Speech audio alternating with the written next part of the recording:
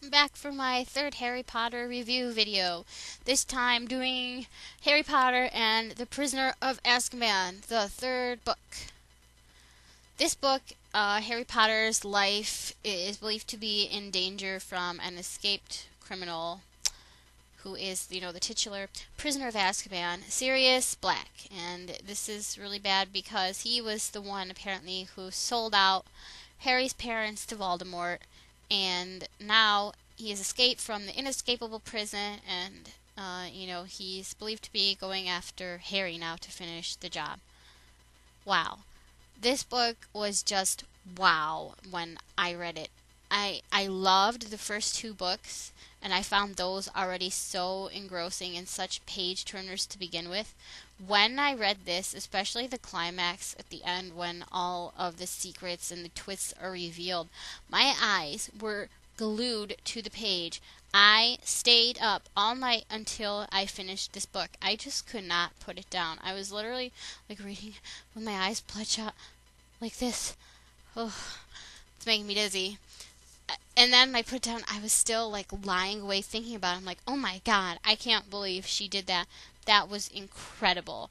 And I wanted to, I had, my cousins visiting. I lent it to one of them. They live 4 hours away. I wanted to reread it so badly, but my cousin had the book, and for those weeks until we saw each other again, I was just dying because I wanted to go back and relive all of the moments in this. This is the start of where I feel like Goblet of Fire, the middle book, is really kind of the it's the midpoint, literally. That is the book where it stopped being, a children's series and then it became more of an older teen / adult-esque series. But this one was getting pretty close to that too. What's interesting is that there's actually no characters that die in this book, and there is no actual appearance of Voldemort in it, yet it was still, would consider one of the strongest, most tightly plotted books of the series. And it was still when it was pretty short before, with Goblet they also started to get twice as thick. And she managed to put all of this incredible stuff in here. I also got introduced to some of my favorite characters. Well, one of my favorite characters, Remus Lupin, the new defense against the dark arts teacher. Wow, I fell in love with him at 12 years old. He was everything that I wanted in a teacher. Plus, if I was older, probably in a husband. He was, kind, compassionate, caring. He would listen to Harry and listen to the kids and not just dismiss them as, children and think what they had to say was just not important. And he was patient, and I don't know. He was my ideal guy, and the reveal about him at the end only made me love him more. Just that he was able to, not lose himself and still be a really good person despite all of the suffering that he has been through. Love Remus Lupin. And Buckbeak, too, this cover character. This was also the book where I think Hermione became my favorite character in this book over Harry, because previously it had been Harry because he was the main character, and he took second place in this, where Hermione kind of took center stage for me, as she was always the nerd, and in this one, in some parts in the first one too, she really kind of stepped up.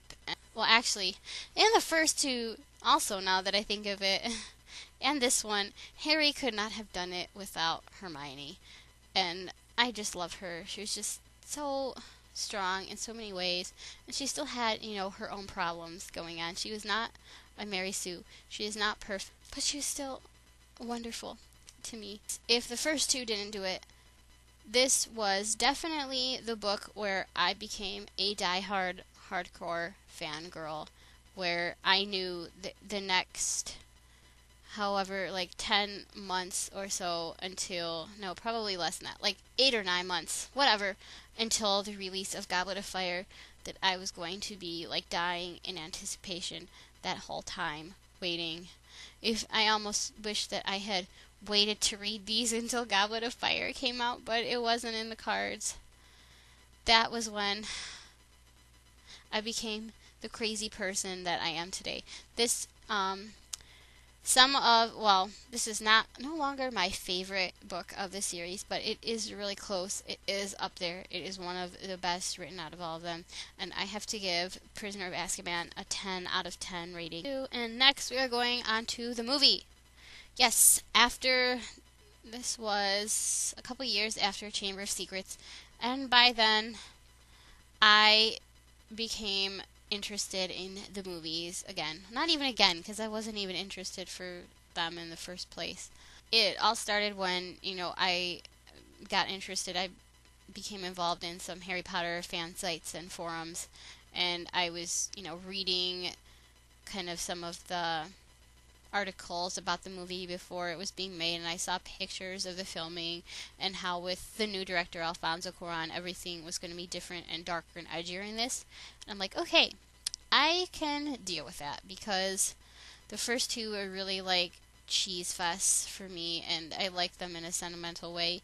But this one was where I think they really started to trying to make them actually good movies in their own right. So this movie was definitely the best one at the time. It cut. This was where they started cutting a lot out of the books, and not even necessarily for length, because it was still a short book, so they had plenty of time to keep a lot of this stuff in. But this one, the kids are wearing like more fashionable Muggle clothes. They wore Muggle clothing in the first ones too, but it was kind of like dressy, prissy stuff that kids wouldn't really wear. They're wearing jeans now in this one. It was, some points I felt like Cuarón made it a little bit almost too dark, trying a little bit too hard, like with the shrunken heads. I never cared for those.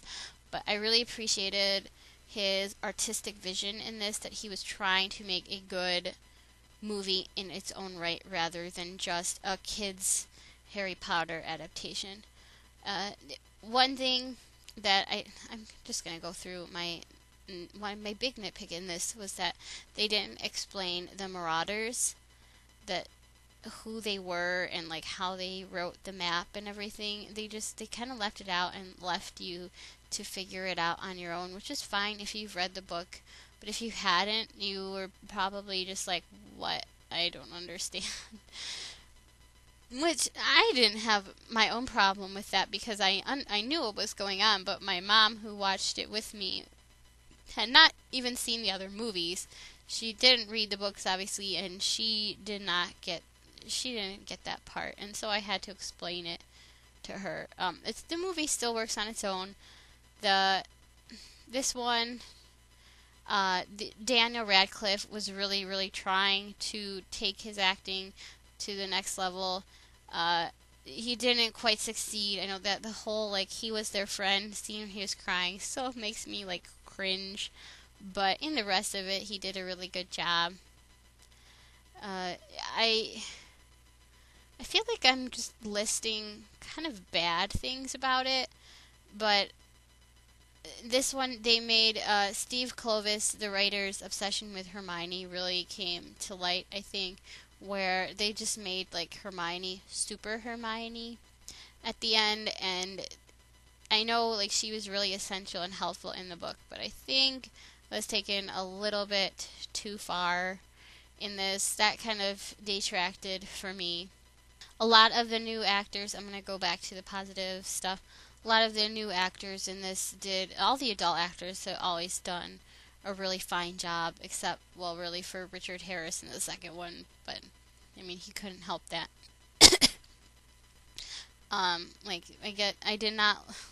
I loved David Thewlis as Remus Lupin. Nothing like I pictured him, but he did a really fine job as the character.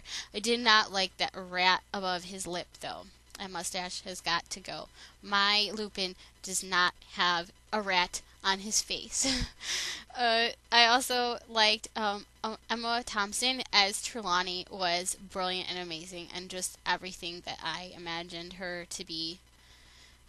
This movie, all in all, it was this is the one where they started, to become darker and edgier. They started to actually, I feel like it seemed like they were trying to make them actually good movies for everyone to enjoy, and not just cater to like the little kids. And it was not perfect. I have my problems with it, as I have said, but I would give it probably an 8 to a 9 out of 10. Probably I'm gonna be good and give it a 9, because this was the one where I'm like, wow, these movies are actually starting to be good movies now. That's it for my Prisoner of Azkaban rambling reviews. Stay tuned for my next one, Goblet of Fire.